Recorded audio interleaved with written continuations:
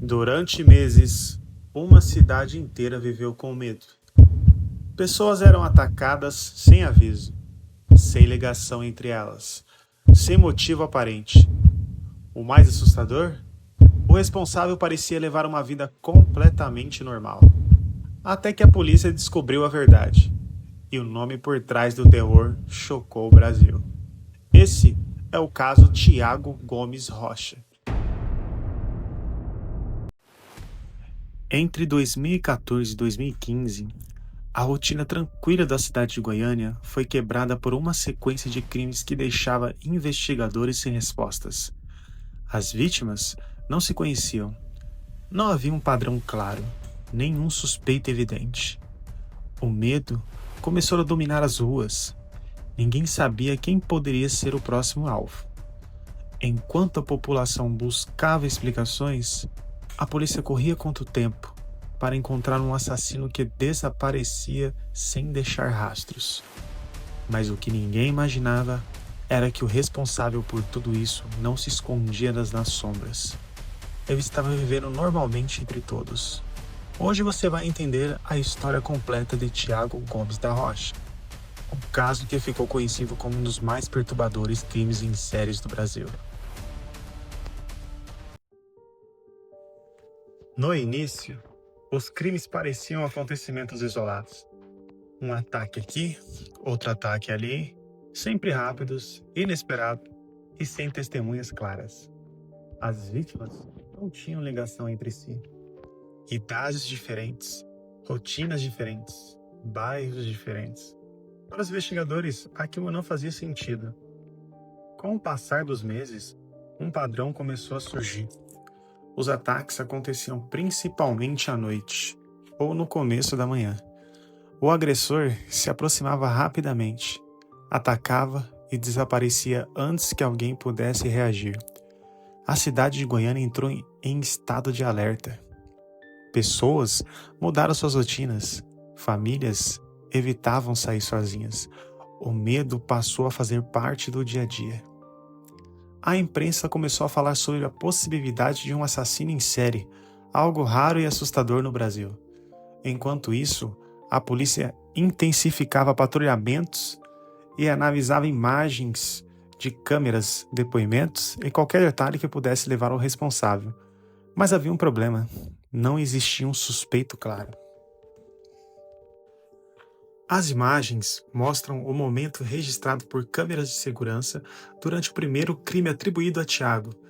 Ele se aproxima silenciosamente, realiza o disparo e deixa o local logo em seguida.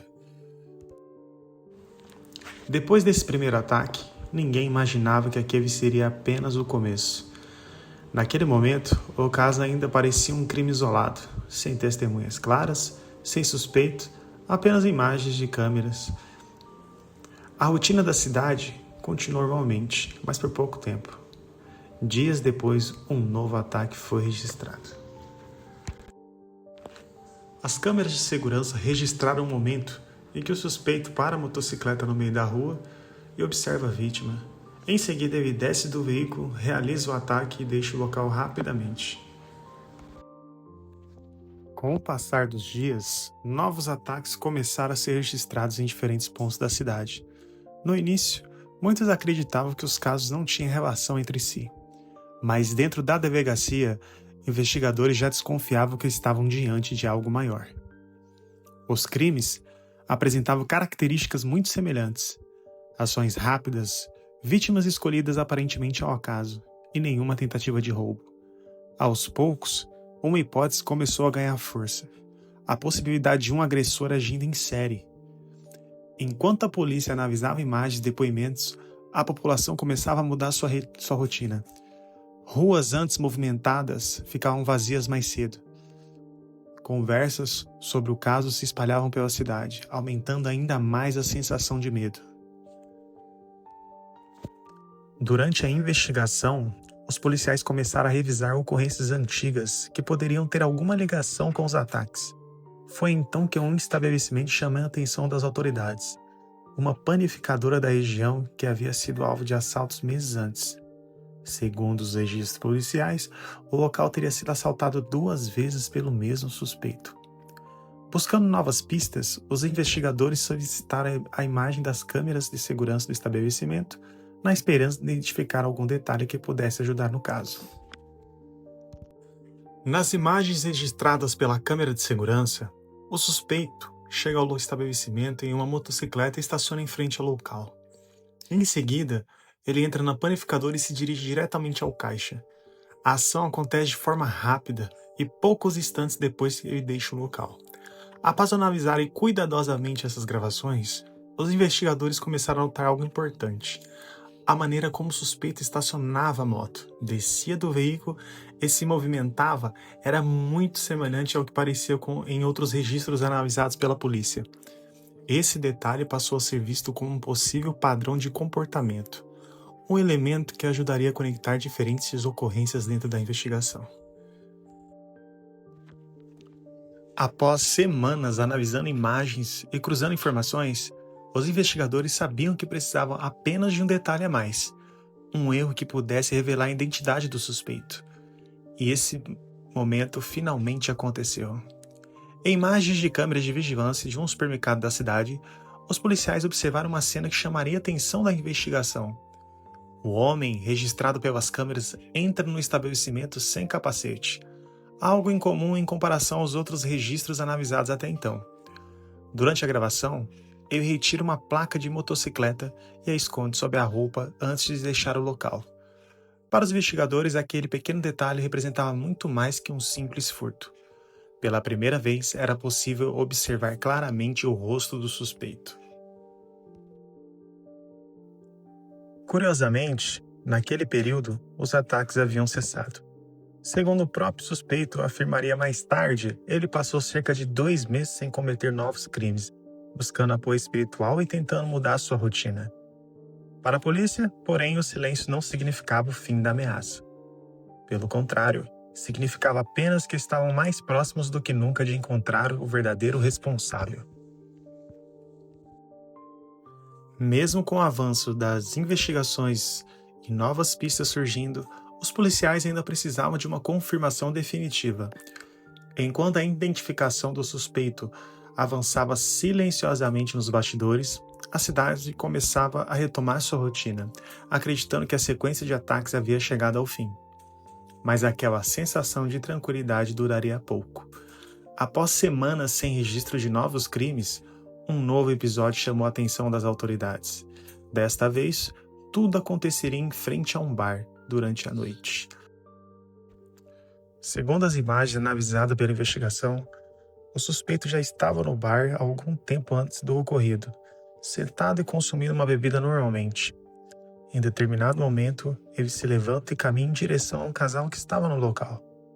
Durante a abordagem, o suspeito saca uma arma e efetua disparos contra a mulher. De acordo com a apuração policial, a arma apresenta falha logo em seguida, interrompendo a ação. Após isso, o homem agride a vítima e deixa o estabelecimento rapidamente, fugindo do local antes da chegada das autoridades. Na pressa para sair, o suspeito acabou cometendo um erro que mudaria completamente o rumo da investigação. Durante o tempo em que permaneceu no bar, ele havia utilizado um copo que permaneceu sobre a mesa após a sua saída.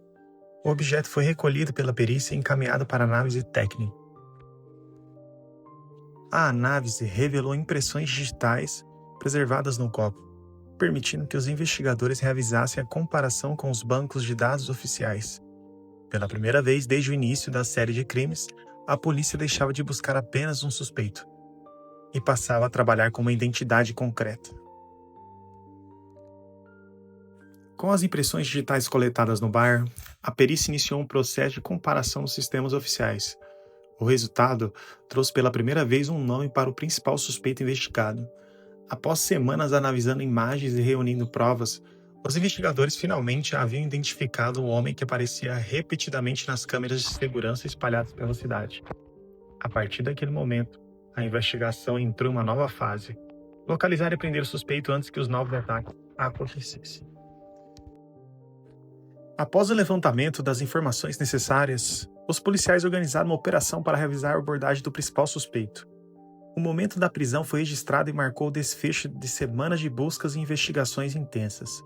As imagens a seguir mostram o instante que os agentes localizam e detêm um homem identificado pela investigação. Na sequência das investigações, 2 veículos vermelhos descaracterizados utilizados pela polícia participaram diretamente da ação. Os carros se aproximaram do local onde o suspeito estava, permitindo que os agentes realizassem a abordagem de maneira rápida e coordenada. Tiago foi surpreendido pelos policiais e detido sem resistência significativa. A ação marcou o encerramento de semanas de buscas e investigações intensas que mobilizaram forças de segurança e chamaram a atenção dos moradores da região. A prisão representou um ponto decisivo no caso, trazendo respostas para os investigadores e alívio para a população que acompanhava os acontecimentos com preocupação.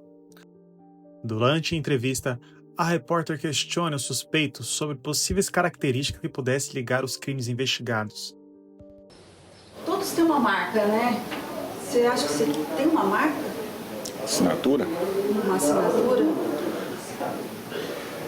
Não. Porque eu sempre no peito. Simplesmente matado. A resposta direta e sem emoção aparente foi interpretada pelos investigadores como possível sinal de distanciamento emocional, ponto analisado durante o perfil comportamental do suspeito. E em seguida, a repórter aprofunda as perguntas durante a entrevista. Porque você sempre acertava no... Eu sabia que era mais fácil, entendeu? Porque você buscava atingir um óculos. O coração fica do lado esquerdo, mas você atirava no meio. O coração fica no meio. Fica no meio. Tiago, Após a resposta, a repórter volta ao tema e questiona se aquele padrão poderia ser considerado uma característica marcante dos crimes investigados. O suspeito então responde de forma direta, mantendo o mesmo tom apresentado ao longo da entrevista. essa questão de tórax pra gente é muito importante. Porque se você tirasse na cabeça também morreria, às vezes... Por que você tinha esse foco? Talvez seja a sua assinatura. Por que você tinha esse foco? Não tinha um padrão só, não. Eu cogitava por um tempo que eu ia fazer, não fazia. Você cogitava por quanto tempo? Uns dias. A resposta indica que as ações não eram totalmente impulsivas, mas pensadas por um período anterior. Para os investigadores, esse detalhe ajudou a compreender que havia um processo de decisão antes dos acontecimentos. Elemento importante na reconstrução do perfil comportamental analisado no caso. Na sequência, a repórter questiona se existia algum critério nas escolhas das vítimas.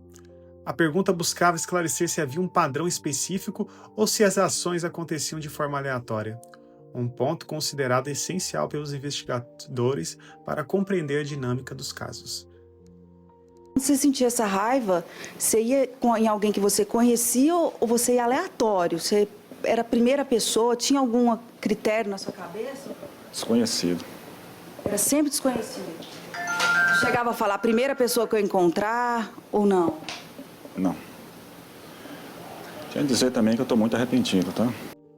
A ausência de um padrão definido e a afirmação de arrependimento foram considerados pontos relevantes na análise comportamental do caso. Ainda assim, especialistas destacam que a percepção pública pode variar, já que a expressão demonstrada durante a entrevista foi interpretada por alguns como distante emocionalmente. Após meses de investigação, análise de imagens e coleta de provas, o caso finalmente chegou ao seu desfecho. A prisão do suspeito colocou fim a uma sequência de crimes que havia provocado medo e insegurança entre moradores da cidade. Durante o julgamento, a Justiça considerou o conjunto de provas reunidas pela investigação e o condenou a uma pena que ultrapassasse 600 anos de prisão, resultado da soma das condenações por diversos crimes analisados no processo. Pela legislação brasileira, apesar do total da pena, o tempo máximo de cumprimento em regime fechado segue o limite previsto em lei, atualmente de até 40 anos de prisão. Anos após a condenação, surgiram informações de que ele chegou a se casar enquanto já estava preso, fato que voltou a chamar a atenção pública para o caso e reacendeu o debate sobre o sistema prisional brasileiro. Hoje, o caso permanece como um dos mais marcantes da história criminal recente do país, sendo lembrado não apenas pelos acontecimentos, mas também pelo trabalho investigativo que levou à sua solução. E assim chega ao fim mais um caso aqui no Arquivo Sombrio TV. Se você chegou até aqui e deixou o seu like para apoiar o canal, isso ajuda muito o Arquivo Sombrio TV a continuar trazendo novos documentários dos casos reais. Se ainda não é inscrito, se inscreve agora e ativa o sino para não perder os próximos episódios. Obrigado por assistir e até o próximo caso.